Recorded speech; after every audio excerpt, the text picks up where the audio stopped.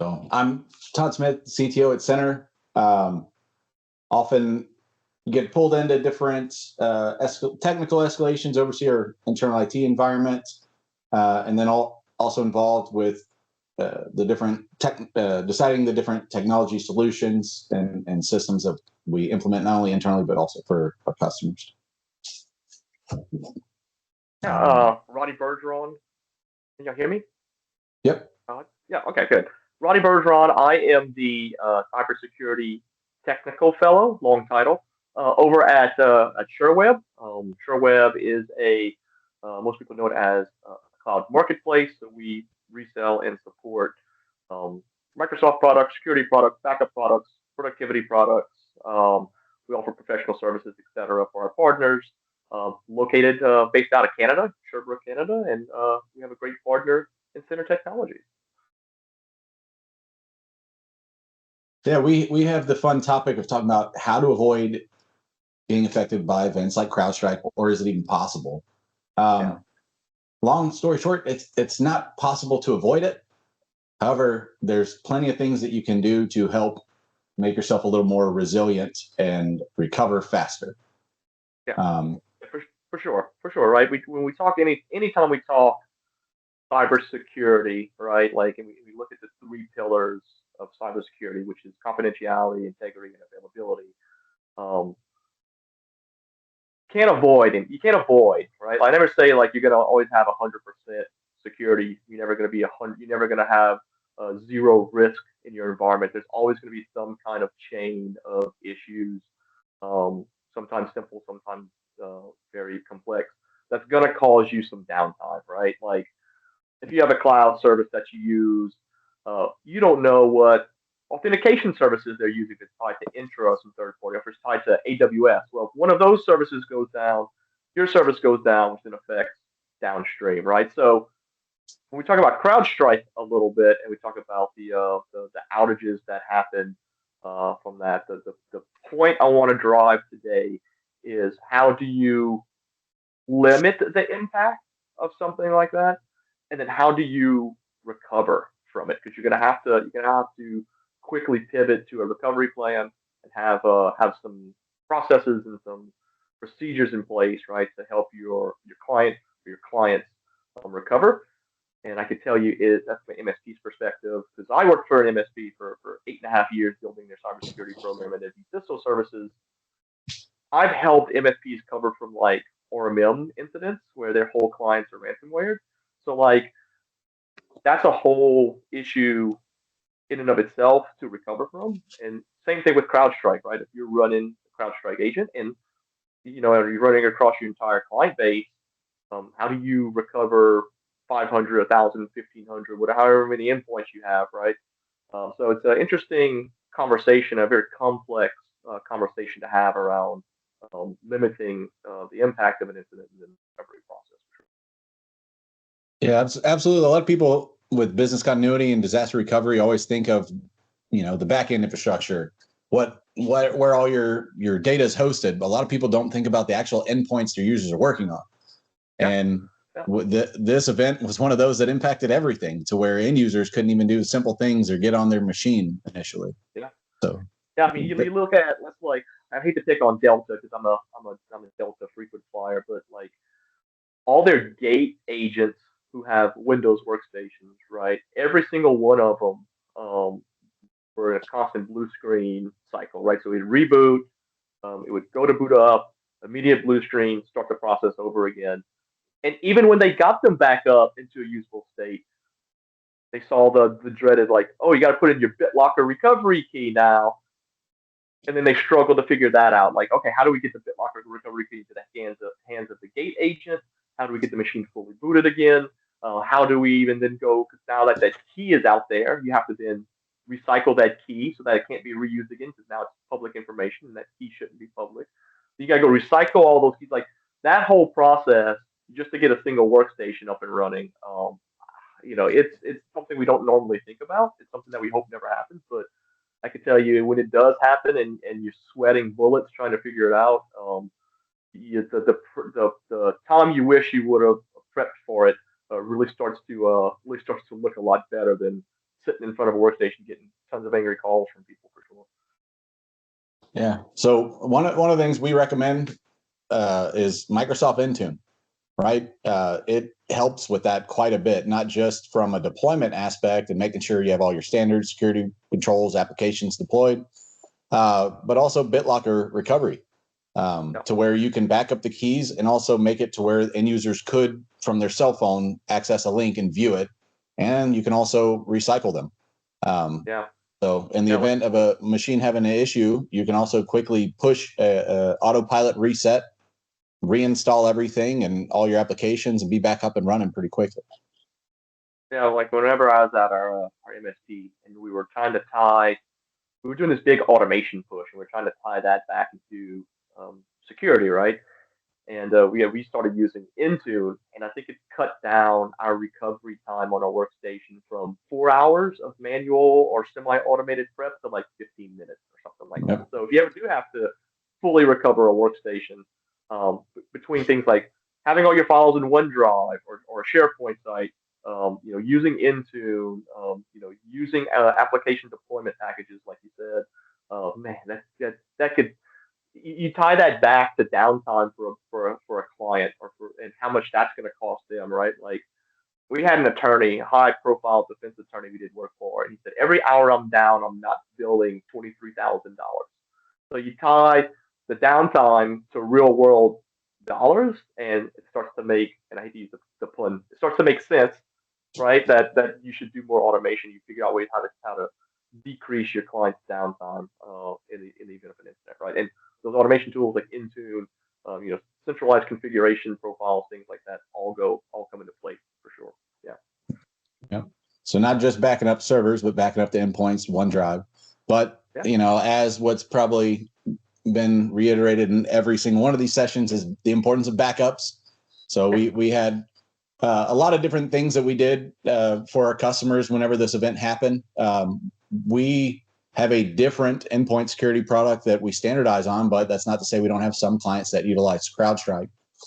So we had to apply some of the workarounds in place to rename or delete the system file, boot in the safe mode. Luckily, we had all of our clients' BitLocker keys backed up to where we could work through that. We also used a tool called ThreatLocker to do application control, to where we can block specific files from updating. So for the machines that hadn't yet gotten that updated, we could push a policy out to those machines so they won't get that file updated, and help prevent issues that way. And then also for some servers, we were able to quickly restore them if we were able to do that. So that's one of the things we do on our managed service team. Make sure that we have backups and fully test them and make sure that we can restore in the event of something like this happening. I'm glad you touched on fully restore, like the test restores, right? Because that's a big piece. And like I did incident response. We worked a lot with legal at our MSP way back when. We got called into a lot of incident response for their clients. And you'd walk in and they'd say, "Oh yeah, I get my backup report every day, and it's green checkboxes all down, all down the report."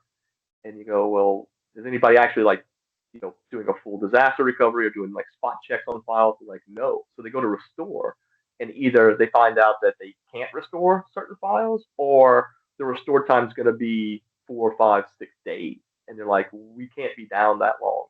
Well, your backup solution, and what we like to call, you have your RTO and RPO, right? Your recovery time objective and your recovery point objective. So recovery time objective is like how much downtime can I have before it becomes detrimental to the business, right? And then recovery point objective is like how much data can I lose? So how often do I need to be backing up data? And that's a conversation to have, and I'm sure Center Tech is having those conversations with their clients about like, hey, we don't know what your business outcomes are or what your expectations are, and we want to get ahead of it and have this conversation ahead of time because if something bad does happen, and now I have to tell you lost a day's worth of work, a week's worth of work, or we can't fully recover a system. Like the worst time to be having that conversation is when they're already up to their knees in problems, and you're piling on top of it, or it seems like you're piling on top of it, and the outcomes come bad. So like you have to have those conversations, and understand like, hey, Maybe we can't be up and running 24/7 because of cost, but maybe we can get that downtime down to a day or 12 hours, or maybe we can get critical systems back up and running in 4 hours and non-critical systems back up and running in a day. Or how does that look?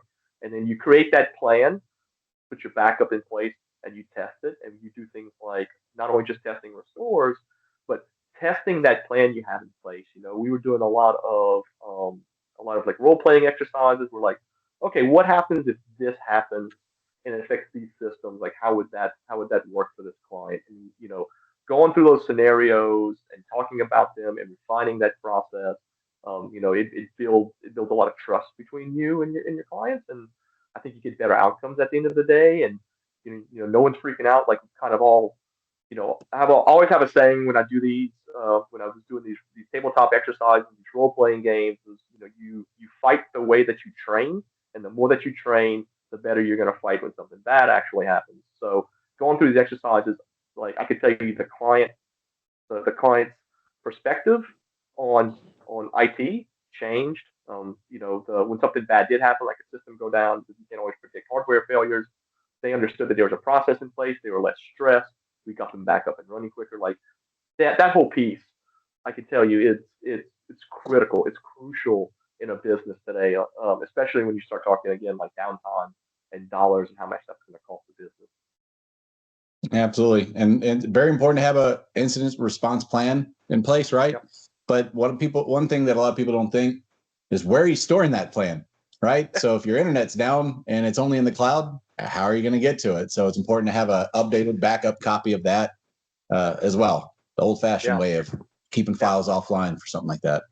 We encouraged, didn't force, but we encouraged our clients to have 3 copies. One actual printed copy, like in a binder, you put that in a file cabinet. So if a server dies, internet goes out, whatever, you still have it. Put one local copy, and then back up that copy with your regular backups, like to a cloud solution if you have one, to where you had another copy. So you follow the 3-2-1 rule, right? 3 copies of the file, 2 of them are backups, and one of them is off-site or in the cloud. So I always have a printed version, and always just make sure that printed version is the latest version. But I've in my 8 years of doing security and incident response, twice I think I'm glad we had a written policy. One was for a bank that we went into, and all their servers were offline. And I just remember one of the bank managers comes out. And he has a big old, thick binder full of policies. He's like, "Oh, here's our incident response plan." And I was like, like very thankful, like I had this, because then I actually had a process to follow, and I wasn't just like shooting from the hip trying to get them back. Because that can lead to further downtime and further issues and more costly mistakes if you don't do something in a proper way, especially with very intricate systems like finance systems. Absolutely. So Mr. James Schuler asked a pretty good question. So he said, vendor scrutiny is evolving. He used to not care about what vendors his vendors used. Yeah, James, it was only pretty good. I could tell some thought went into it, yes. But so for critical applications, basically, what systems do your vendors use? That's something that it might be a little harder to find out, but you got to do a third-party risk analysis. So like a few years ago, you could have asked, "Hey, does Center have any dependency on AWS?" And I said, "No. We have a data center. We have stuff in Azure. We use Microsoft. No, not really big dependency on AWS." Well, come to find out, even a system that we hosted, one process of that, the login process, actually used some AWS services. So when AWS had an outage, hey, it impacted that. That's how we found out. So it's important to try to ask those vendors, what are their dependencies? Where is their infrastructure hosted? So that if there is an issue with that particular system, if it's AWS, Azure, CrowdStrike, something along those lines, you might have an idea of why.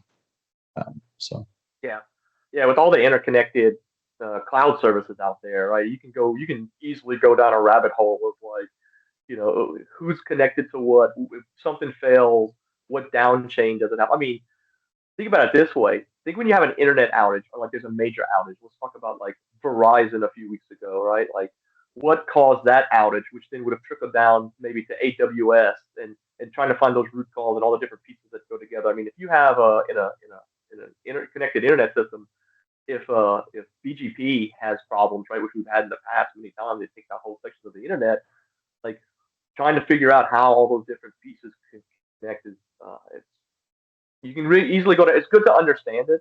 It's good to do that kind of information so you can be a little bit more resilient, or know, hey, if Amazon has an outage, I know it's going to affect these services. But it's a lot. We used to try to plot these um, using a like a data map, and my data map started very basic with like one little circle in the middle and then all these little connected spokes. And then Yep. in Visio, I think over the course of 2 years, we expanded it, and it was confusing as all get up. But and another thing too, like building your vendor risk management plan, that should be a part of your process too. Like if you're talking with new vendors, or you're bringing on a new product, or maybe you're going through with existing vendors, like asking those important questions about how they handle interruptions. Do they have that incident response plan in place? What's their resiliency plan? What's been their uptime over the last X amount of years? Asking them for any kind of accreditation they may have in those processes. So everybody should have, or SOC audits, right? Which is it's usually done by like a financial firm, but they go and they test all the processes and system processes, like understanding what the SOC audit says, which systems are in scope of it, who's impacted by what. Like normally you'll get some information from there, and then from there you can branch out. So like you're not going to be able to go ask Microsoft or Amazon like, hey, what are you doing for backups, right? They're not going to tell you. Yeah. But normally those guys have tons of reports readily available for you. Like you can go to Microsoft's like compliance website and ask for a copy of their SOC report, and they'll give it to you. And it's a massively technical document, but it like breaks it down into detail. All the different systems, what's affected by this, all the different processes that get used. And but no, it's something anybody should be doing with any kind of, not just software. If you're bringing in any kind of vendor, like an attorney or a CPA or whatever, like you have to vet those people as well about how they handle not just your technical systems but your data as well. If you're doing data training, I mean, huge in medical, when we used to do like HIPAA discussions with our medical practitioners, right? Like how are you transferring data in and out? The vendor that you send it to, like some of the like electronic medical records, what's their process for handling that data securely? And you start going down that rabbit hole, and understanding where those risks in in those vendor processes, like handoff processes, or data connection processes. Oh man, like you could spend a lot of time and take a lot of Tylenol trying to get through some of those reports and figuring it out. But it's a worthwhile process. Like, you have to do it. You have to have those discussions, and understand where your risks are at in your business. Yeah, absolutely. Kind of role play, and go over different scenarios like, hey, what happens if we lose internet or power? How are you going to continue doing business, right? You can't just yell at the IT guy and say, fix it, when there's systems that are more and more out of your control. You got to have plans in place for what to do when there's something out of your control. How do you continue business? Because unfortunately, with the world, how, like you were saying, how everything's interconnected, one small thing like a CrowdStrike update could take down flights for the entire US. So there's you got to role play those scenarios. You can, like, I'll give you an intricate scenario, but there was reading years ago, there's a power outage in an area, and what triggered it was they hadn't exposed SCADA systems. Those SCADA systems help you, it's like something you can use to help control like some of the manual switches and everything, and for industrial electronics. And somebody accidentally like either got access to it or something, and the SCADA system went offline. When the SCADA system went offline, um, all the sub controls, or the pieces that SCADA system controlled, that went offline too, and it cascaded power issues across multiple cities. So one little box, right? And that was the effect for that. So just understanding, I think, where those weak spots are with your systems and your vendors is, I'm going to reiterate, something you probably have to do. Absolutely. One thing that we do often is make sure we understand especially with a cloud service, hey, if you're having issues, where can I go check status updates? Yeah. Right. And then making sure you subscribe to those updates. So what we try to do is we have a Teams channel for, our internal tools and tool notifications.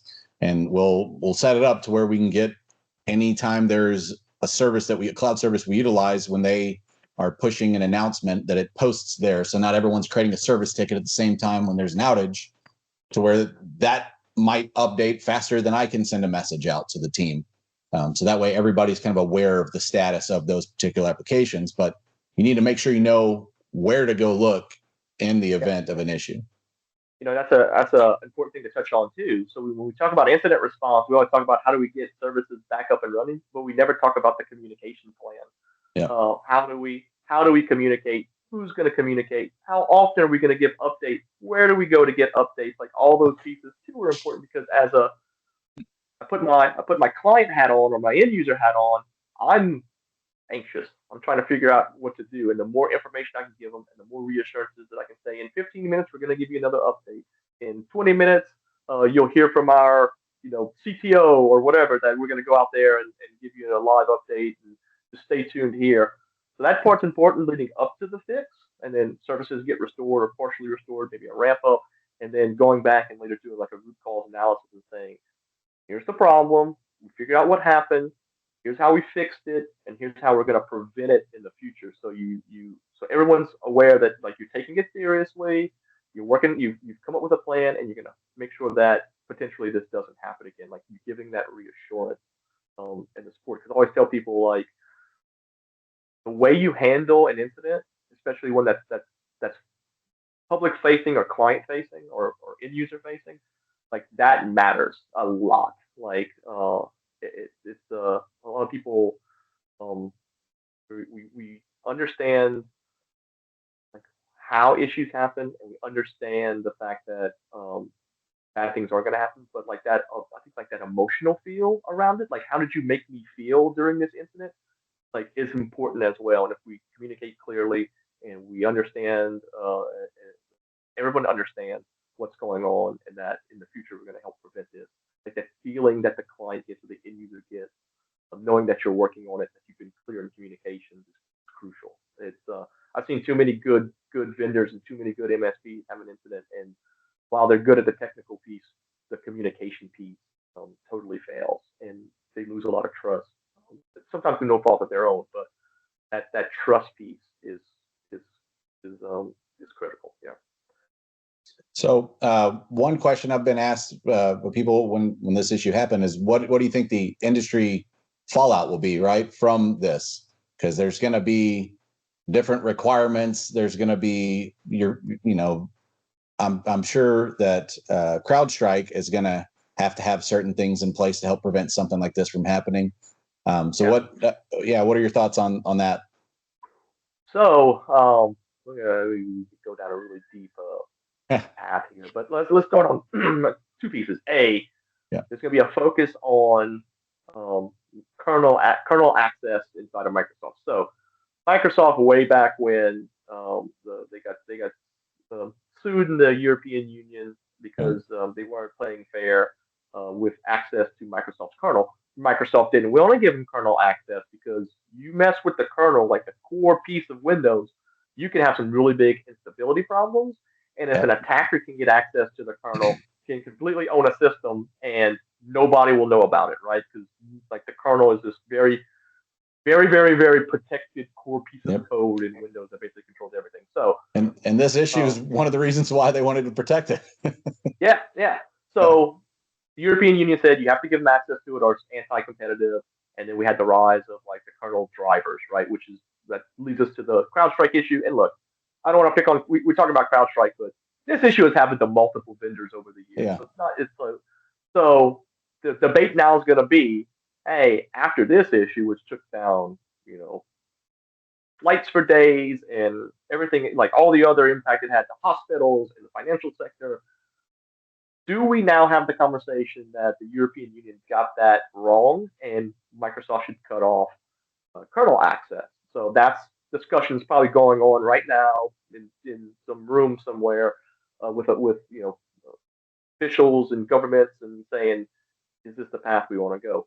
That's the first thing, right? Which if that happens, your traditional antiviruses, your CrowdStrikes, your whomever, Sentinel-1s, your Nortons, whatever, like they won't have the same level of access to see processes going on, right? So that's going to be an issue. But there may be some. It may lead to more stable Windows experience. So you won't see those blue screens like what happened with CrowdStrike update.